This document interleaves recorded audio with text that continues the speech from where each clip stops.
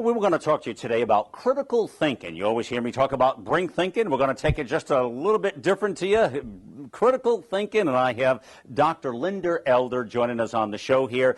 Dr. Elder is an educational psychologist and a prominent authority on critical thinking. She is president of the Foundation for Critical Thinking and executive director for the Center for Critical Thinking. It's Malcolm Out Loud here. Welcome with us today. Dr. Elder, how are you today? Great, thank you. Thank you for being with me. And well, listen, I always talk about. Let me start here. Brink thinking, and brink thinking is really this to me. How do we take an average idea and make it into an extraordinary idea? So how do we break through the boundaries of average? Now, there's a point down here I'm looking at here, and where it talks about our society values activity and production more than contemplation or thinking. And I find that really very true. We're such in a fast-paced environment. We're move forward. So what do you think are the future implications of a performance-based lifestyle, if you will, versus just the production aspect of it? Yes. Well, actually, there are multiple questions in that question, and many directions we could go in. One fruitful angle would be to talk about whether and to what extent humans are thinking well enough to just enjoy the life that they're creating, the lives that they're creating, or whether we're sort of on a treadmill where we're not really in command of our lives, though we think we are. We're not really in command of our relationships, though we think we are. We're not really thinking anywhere near as well as we could be thinking, though we think we are. So I think that humans, when we read the newspaper, when we look at the problems that exist in the world, one of the things that we see pretty readily is that our thinking is actually failing us in many different ways. So when you think critically in a deep sense, you are concerned with living at the highest level of satisfaction and pleasure that you can, while also considering the rights and needs of others. So critical thinking is complex. There are many angles from which we can approach it, but this would be a starting place. Well, I think this is great. You just summed it up and addressed it, I think, very, very well, and I would agree with what you just said. What's happening today, Dr. Elder, again, and I see this because I talk worldwide as a news and political commentator myself about the issues of the day. And the issues of the day today is that we're in a fast-paced world. We have, many people are suffering through an extraordinary recession. Joblessness is through the roof, just having a balanced lifestyle. So you're right. People wake up in the morning and the issues are many and the agenda is on fire. And who the hell's got time to think? I mean, you just have to hurry up. If you're lucky to have a banana in the morning to get moving on the day, you're lucky if you can step back and think. So how does one, and this is a great place to start, I believe, because I think this is really problematic in our country and with so many beautiful people who have so much potential and it's being lost. How do we take and step back? How do we take critical thinking and apply it to these issues that are really we're all struggling with, Dr. Elder? Well, I think, first of all, we have to start having a different kind of conversation than we're having now about thinking and about what it takes to think critically and how we can improve the quality of our lives. Right now, the conversation is largely focused on how can I use critical thinking to serve my selfish interests better. And instead of asking, how can I use critical thinking to make sense of this world that I live in, which is, as we know, largely irrational in many ways. How do I find my way within this system that really I had no control over? I was thrust into this as a child. I didn't ask for this. And many people are thrust into, very, very difficult conditions, either from the beginning of life or somewhere along the way. So how do we, and then now we're in a world where we're constantly being bombarded with more information And it's, we are literally on information overload, and we know this. We have new technologies and new gadgets and new things that we have to be on top of. And so who has time to really stop back, but stop and think about the thinking that we're doing in our lives every day? But the fact of the matter is that the quality of your life directly depends upon the quality of your thinking. Don't you think that's because often we're not really listening? We're ready to talk. We're ready to talk back before we even hear what's being said? Right. Because we like ourselves so much, and we like to hear ourselves talk so much, and we are locked into our own point of view. You see, the human mind can be thought of in this way. We are largely egocentric. So largely, I don't want to really hear what you have to say. I just want to say what I want to say, or say what my views are. So that would be an example of egocentricity. We're also largely sociocentric. So we want to fit into the crowd. We want to look good. We want people to validate us. It's the natural part of the human condition. But we also have rational capacities that can be developed through the tools of critical thinking. So when we understand that we're largely egocentric, for example, then we can stop ourselves from jumping in and saying what we think, whenever maybe what we need to do is just listen to what the other person is saying. Well, listen, I didn't hear anything you just said, but in any event... Right. Or people will say, I have no idea what you just said, but I can tell you how you're wrong. Hey, listen. I gotta share something. No. I mean, in the nature of the business that I'm in, obviously I'm an opinion commentator type person. But listen, one of the challenges that Malcolm has, and I'm being very serious with you now, is that I get bored real easy. So I tend to check out of the room. So listen, I can be in a room, Dr. Elder, with all kinds of people interested in dialogue, but if the dialogue is not really happening for me, or I just think they're full of it, I tend to check out mentally. Even though I'm there, I'm really outside of the room somewhere, and I know this.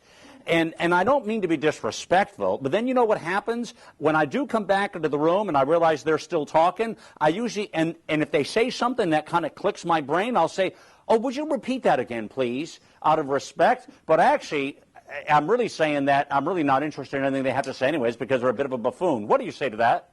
Well, it's because, I don't know if this is what was happening, but let me just talk about one phenomenon that I see a lot, and that is that people are talking about many trivial things in life. And if you overhear conversations, let's say in a restaurant and many places, just be an observer. And you can hear that the conversation is just often just very superficial. People are gossiping about each other. They're not really talking about ideas.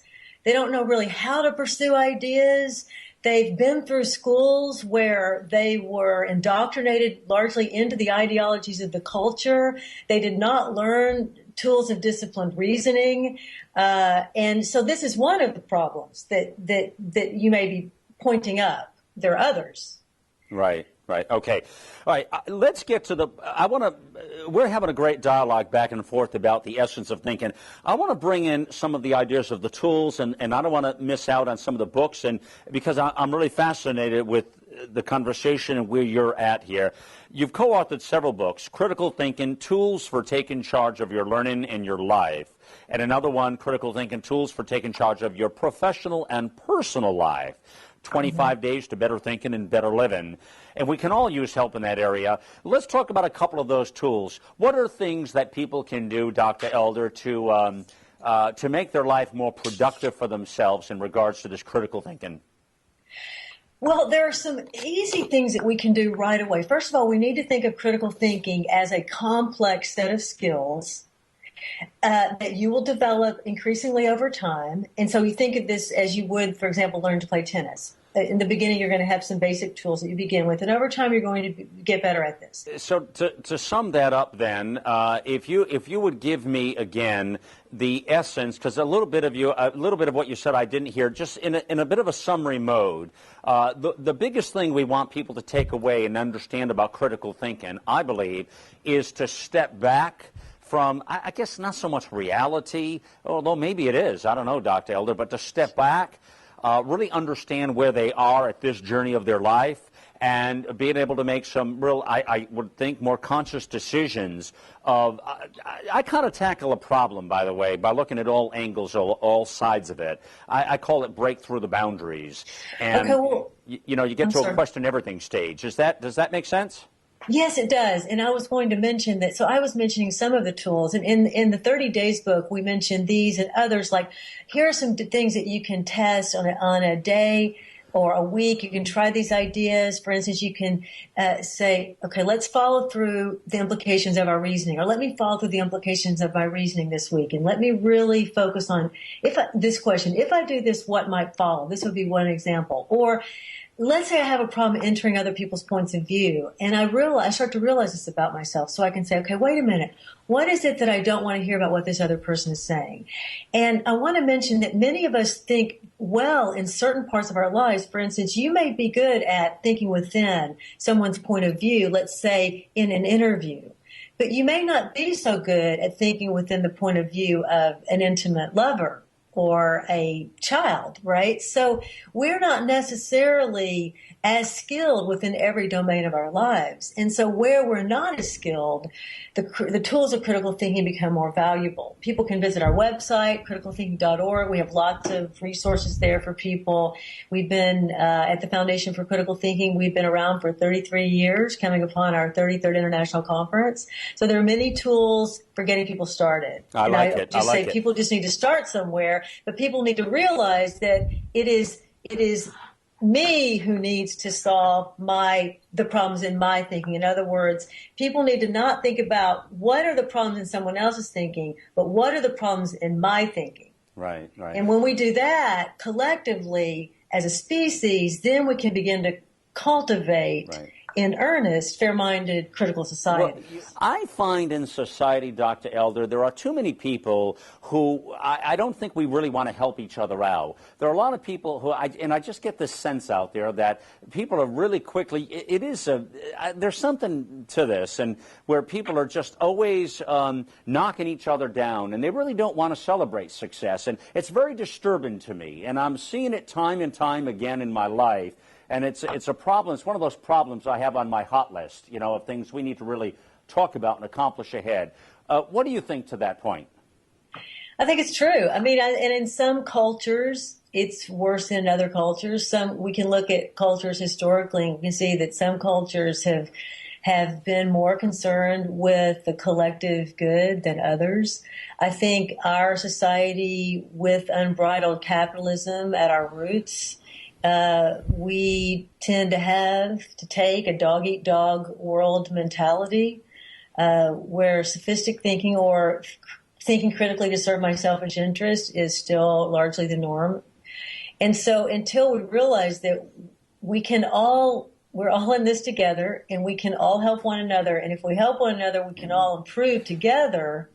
Until people realize that, then these problems are going to continue to exist. Well, I call it a win-win. Anytime in life you can create a win-win, and that opportunity for that, I think that's a victory, man. And that's really what I look for, is people who really want to get ahead and move it forward, but not so much from a self-serving standpoint to really help your fellow person out. I just think there's tremendous opportunities out there for so many. Even in an economy like we're in recession and people with attitudes, there are still many, many bright spots that people need to hang on to and look at and prosper and grow. So critical thinking is the topic again, criticalthinking.org. I want to look more at this with you ahead. I want to talk more about it with you. I like the direction of where you're at.